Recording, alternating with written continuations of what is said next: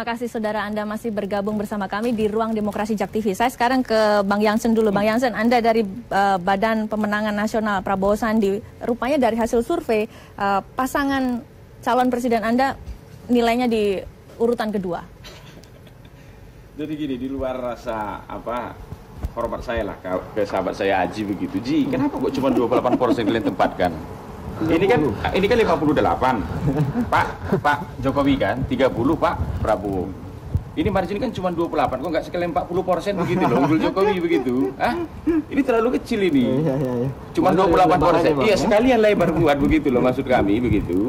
Jadi begini, bisa dibuat-buat rupanya. Jadi begini, ini persoalan sudut pandang ya, persoalan sudut pandang begitu. Ya di luar rasa hormat saya ke Aji begitu dan ke Bang Denny JA ya, karena di beberapa kesempatan kemarin juga kami kan sering pakai lembaga survei Bang Denny JA ini, di luar rasa hormat begitu ya Ji ya. Memang dari sudut pandang kami BPN, kami sudah menempatkan surveyor atau lembaga survei LSI Denny JA ini di pihak 01, itu dulu dia. Jadi sama seperti kami BPN begitu, memboikot dan tidak mau lagi datang ke Metro TV begitu, sama juga seperti kami sudah tidak mau lagi mendengar sebenarnya hasil survei dari LSI Denny JA ini di luar rasa hormat Ji ya, begitu. Ini persoalan kami menempatkan lembaga survei Denny JA ini di mana. Yang kedua, kami mengapresiasi. Saya kira LSI Denny JA itu harus meniru ya apa yang dilakukan oleh Polmark.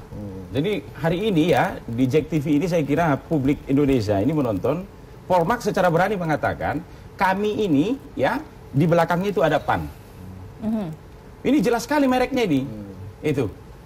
Jadi kami bekerja untuk kepentingan PAN. Ini penting. Bagus yang boleh besok Ji, sebelum kalian survei begitu, sebelum kalian launching begitu, umumkan juga yang biaya kami misalnya, entah itu misalnya pihak mana begitu, atau kami di Pilpres ini mengendorse nomor berapa begitu. Biar terang benderang, toh nggak ada yang salah kok. Gitu. Toh tidak ada yang salah. Jadi terima kasih Polmark itu. Ini titik baru polster kita berani kemudian mengumumkan ke publik kami bekerja untuk siapa dan hasilnya ini untuk konsumsi siapa begitu. Mengenai hasil kan bebas kita menilai kan begitu. Yang kedua begini Ratna, saya selalu punya prinsip begini, survei itu kan pasti di dalamnya itu banyak sekali kerja-kerja ilmiah, produk ilmiah ini harus kita hargai, walaupun belum tentu kita percayai, begini. Jadi ada 3 realitas kalau bicara Pilpres hari ini. Pertama itu realitas survei. Dalam realitas survei ini kami pihak 02, pihak Pak Prabowo ini selalu kalah semua. Yang kedua ada namanya realitas medsos. Kalau di sini kami menang. Yang ketiga ada namanya realitas lapangan. Saya kira hari ini di mana-mana acara Pak Prabowo Sandi itu penuh manusia. Itu. Mana yang Anda bahkan di Subang kemarin penuh, sekarang di Bandung penuh, di mana-mana penuh. Sebaliknya acara-acara, mohon maaf, Kiai Maman begitu, ya, acara-acara Pak Jokowi begitu, ya, atau Pak Kiai Maruf begitu, kami lihat sepi. Bahkan acara-acara dalam ruangan saja itu kursi di belakang itu kosong begitu. Jadi biarlah kemudian teman-teman 01 ya terus hidup dengan mimpi-mimpi kemenangan di survei seperti punyanya Aji ini begitu. Tapi tanggal 17 April dapat kami pastikan kita akan ganti presiden dan Prabowo Sandi yang akan jadi presiden Republik Indonesia. Oke.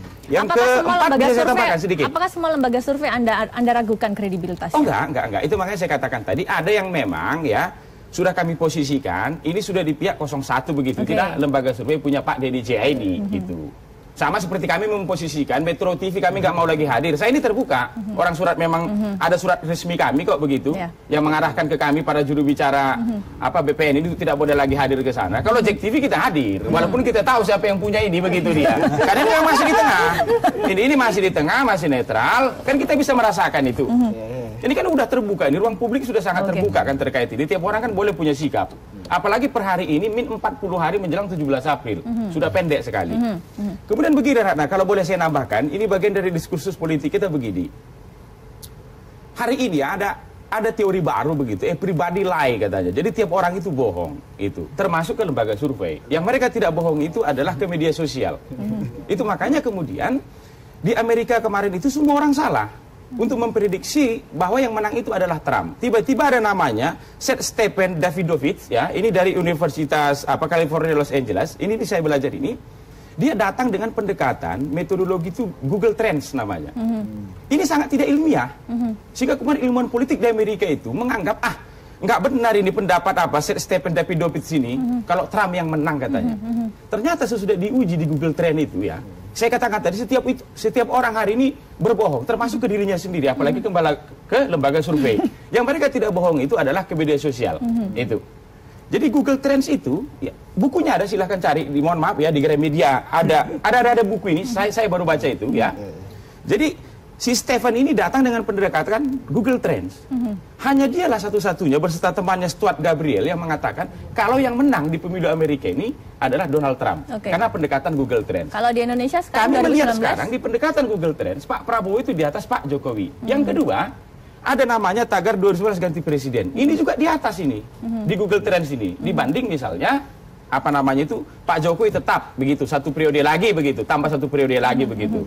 Jadi dengan beberapa sudut pandang ini, saya katakan tadi ya, kami sepenuhnya yakin ya, 17 April nanti ya, publik ya, proses pengujian mandat ini hasil akhirnya ya, Pak Prabowo akan jadi presiden baru kita. Itu sih. Ya. Oke, Jansen, sekali lagi pertanyaan saya. Lalu lembaga survei mana yang Anda percaya? Kita semua, saya katakan tadi itu, ini kan persoalan saya katakan tadi, kami menempatkan ada satu lembaga survei, sama seperti kamu tanya ke saya, TV mana yang kamu percaya? Jack TV saya percaya, TV One saya percaya, tapi ada satu TV yang perasaan batin kami ini nggak cocok. Ini perasaan dari dalam, diundang pun kami ya, kami usahakan sampai Pilpres ini tidak akan hadir. Itu dia. Sama seperti misalnya survei LSI Pak Denny JA ini. Kami Demokrat ini mungkin pemakai paling rutin ini LSI Denny JA, tapi untuk Pilpres ini saya katakan, jadi perasaan batin kami agak kurang cocok dengan angka-angka. Itu makanya saya katakan, terlalu kecil 28% ini kemenangan Pak Jokowi dari Pak Prabowo. Boleh sekalian buat 40%. Oke, silakan Mas Haji langsung saja. Yang pertama gini ya, kalau bicara soal survei dapil tadi ya, tadi kan disinggung sama dari Polmark, survei dapil 73 dapil ya.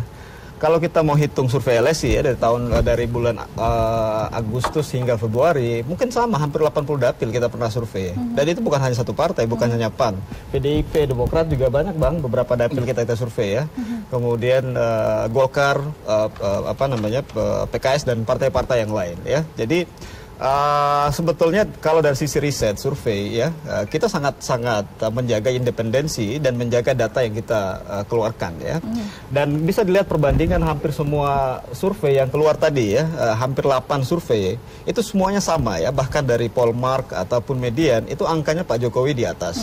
Walaupun selisihnya yang berbeda ya. Saya lihat dari hampir semua lembaga rata-rata di atas 20% selisihnya. Hanya 2 lembaga survei yang selisihnya di bawah 20%. Itu yang pertama. Sehingga ini kan lembaga dengan berbagai macam sumber daya yang berbeda, orang-orang yang dalamnya berbeda, bahkan beberapa tokoh di beberapa lembaga survei ini kan nggak saling cocok sebetulnya ya, tapi memprovide data yang kurang lebih sama. Jadi ini sebetulnya bukan nggak ada semacam skenario khusus dari misalnya LSI ya untuk membantu salah satu kandidat. Yang kedua adalah kalau kemudian dugaan itu karena terkait dengan sikap personalnya Pak Denny JA yang terlihat misalnya mengendorse salah satu pasangan, saya pikir itu sangat pribadi, sangat personal beliau dan tidak mewakili lembaga sama sekali. Dan yang ketiga adalah kita bisa melihat kredibilitas lembaga survei dari berbagai macam track record yang selama ini ya, selama misalnya LSI dari tahun 2004 sampai sekarang ya, track recordnya bisa dicek ya, berapa persen kita melakukan kesalahan dalam memprediksi survei. Jadi mohon maaf Bang Jansen bahwa kadang memang saya melihat situasi saat ini apa yang disebut sebagai semacam echo chamber ya. Kadang-kadang karena kita berada dalam situasi situ, kita berada dalam lingkungan di situ, sehingga kita merasa bahwa kita lah yang paling kuat ya. Baik. Sehingga kadang kita kemudian mengabaikan ada data ilmiah, data survei yang sebetulnya bisa dikritisi. Bagi saya sebetulnya data survei yang kita provide ke publik ini adalah data yang bisa dimanfaatkan oleh kedua kubu, baik 01 maupun 02. Catatan saya bagi 02 adalah memang persoalannya adalah sebelum masuk ke produk, sebelum pemilih menilai produk apakah Pak Prabowo dan Sandi bagus, sebetulnya problem pertama adalah bagaimana kemudian mereka mempersepsikan bahwa apakah bangsa Indonesia ini butuh perubahan atau tidak. Baik, saya tahan dulu, kita nanti lanjutkan di segmen selanjutnya. Saudara tetap bersama kami di Ruang Demokrasi.